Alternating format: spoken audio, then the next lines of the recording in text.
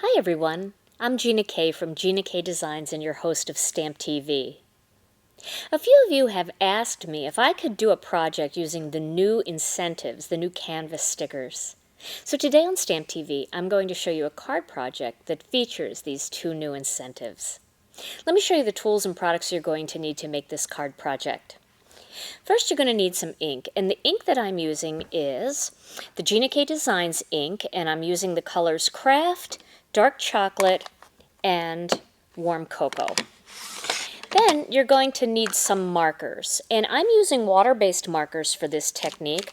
I haven't tried this technique with alcohol markers yet, so you can certainly do that, but I'm going to recommend water-based markers for this right now.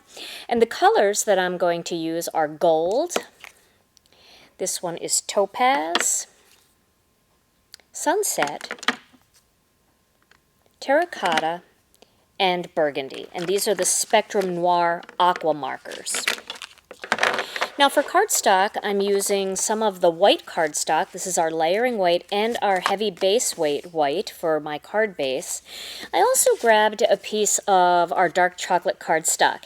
Now if you don't have dark chocolate, you can easily make a piece to match whatever ink you're using just by running the ink over the outside edge, because these two pieces are going to layer together and only that little bit of an edge is going to show.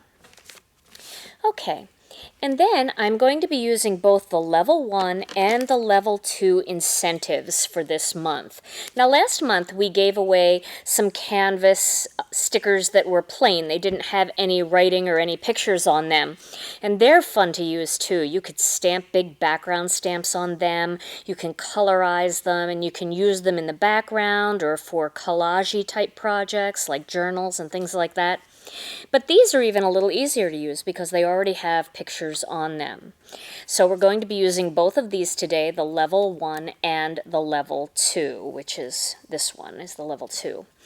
Then you're also going to need some kind of scoring tool, and I'm going to use my Scor-buddy and some adhesive.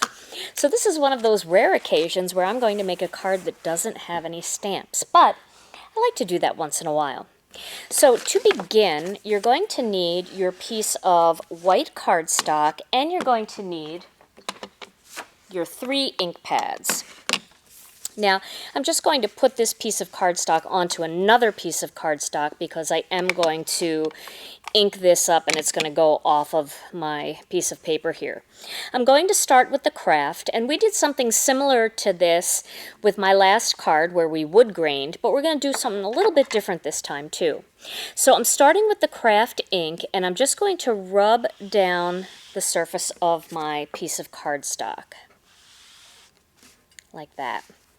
And you can see that gives you a bunch of different, I'll do a little bit more there, but that gives you a bunch of different kind of colors throughout.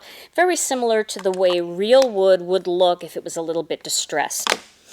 Okay, and the next color I'm going to use is the warm cocoa.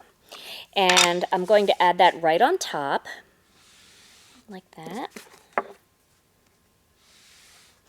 And you can see, just by tilting it ever so slightly, I got some nice lines in here. And that kind of creates the look of wooden planks. So it looks like they're separate little planks of wood. Although it's not super sharp and crisp, but that's okay because wood in nature wouldn't look so sharp and crisp. It would kind of have a grain to it and it wouldn't be absolutely perfect. Okay, so now I'm going to use my Scor-buddy and I'm going to flip this paper over.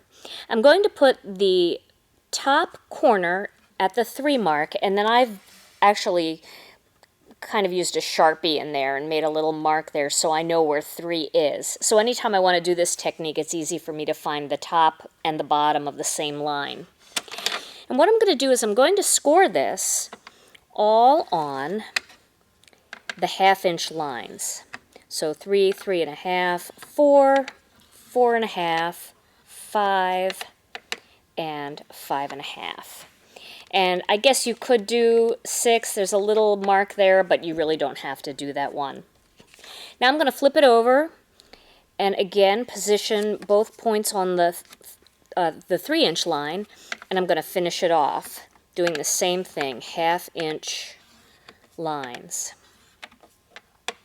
Okay, Now I'm going to turn it a quarter of a turn, and again using the 3-inch line I'm going to go the opposite direction. So I'm going to create kind of a lattice type of look. So again, all on the 1/2-inch lines. This is really fun and easy to do, and it looks very similar to one of the embossing folders. So if you don't happen to have an embossing folder on you, but you have your scoring tool, you can create some pretty neat effects. Okay, and you saw me turn that around, do the same thing again, and now I have this diamond pattern, and it's a little bit hard to see. So we're going to accent that. Let me grab that piece of paper again for underneath. We're going to accent that using the dark chocolate ink. And I'm going to use a light touch for this. I'm just going to lightly kind of come down on it like that. And do the same thing on the other side. And you want it to look kind of distressed, so don't worry if it doesn't pick up color every single spot, just so that you kind of get the idea that it's a lattice pattern. So there is that piece of background paper. Isn't that fun? Now I'm going to use that and mount it onto some of the dark chocolate. And like I said, if you don't have dark chocolate, just run your dark chocolate ink pad around the edges of your white cardstock and it will work just fine. And maybe you're choosing to do different color palette for this card, and that is just fine too. Anything will work. I decided to use some of the natural colors since I'm kind of in the mood to use these stickers, and canvas kind of has a real summer outdoor feel to me. I think of canvas tote bags and things like that. And then this whole panel is going to go on top of my white card base.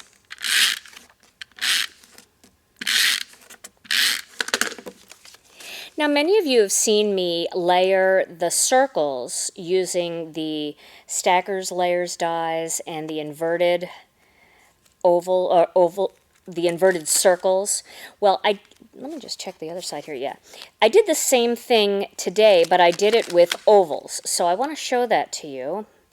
I figured since you've seen me do it before, you don't have to see me do each step, but it's the same kind of thing.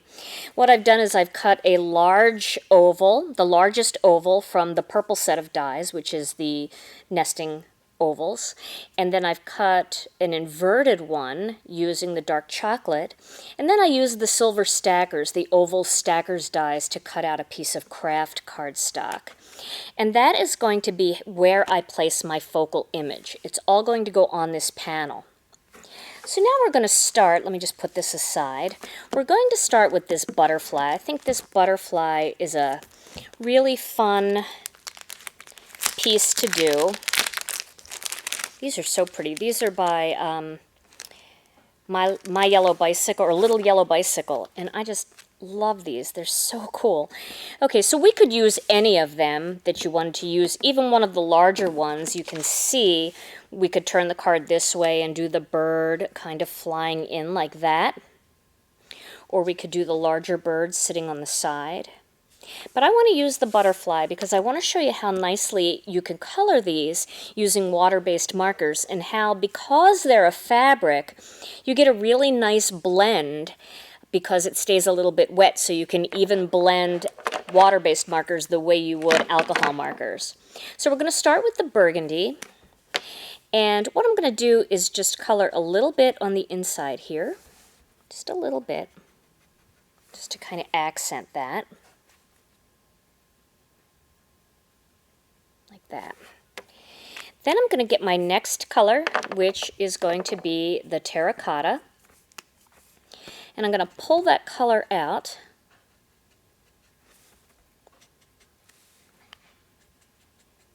Let's see if we can get a better view for you here. Okay, so you can see I'm pulling that color out.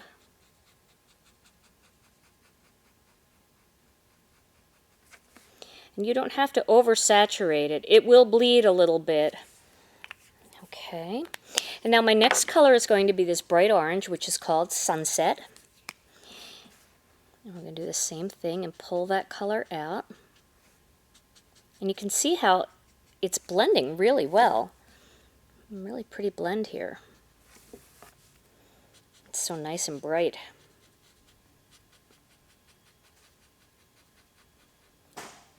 And then we're going to use this yellow, and this one is gold. So we'll pull that color out from there. And you can see I'm just going over the last color a little bit and then pulling the color out toward the edge.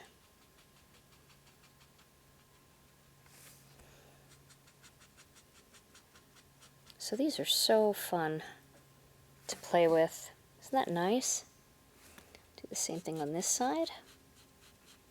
And you'll notice that these will curl quite a bit as they get wet, but that's really okay. They'll stick very nicely, and you can flatten them out again by just sticking them down. And we'll use this last color here just around the edge,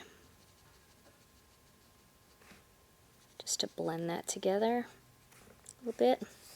Ooh, I'm getting kind of inky here because it's not quite dry.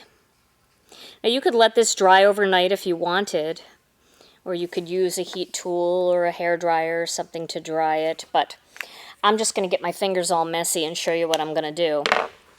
Now, while I give that just a second, I want to show you, I think the greeting that I'd like to use is this Celebrate. So that's the one I'm going to pull out of the package. And I could color this one to match if I wanted, but I don't have to because the colors really coordinate nicely with my card base here. So let's start by gluing down this oval using some of the mono-adhesive tape. We'll put that down kind of in the center here.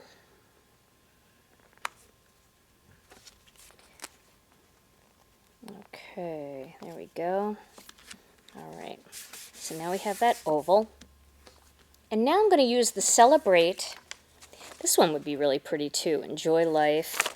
Also dream big. You could put that one kind of off to the side. There's so many neat things you can do with these. These are also great for home decor if you want to make a picture frame and use some of the canvas for that. All right, so we're going to put that one right about here. That will work. Okay. And again, you could color inside of here to match, but you don't have to. It's a real neat look without it. All right, and then I'm going to grab this butterfly that's still wet with ink, and I'm going to place that right up here. Make sure that that's even.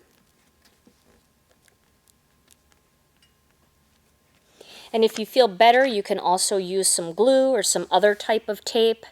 You can do any kind of embellishing down here if you want, or you could even add the smaller butterfly down here if you wanted to balance it out a little bit more with another butterfly.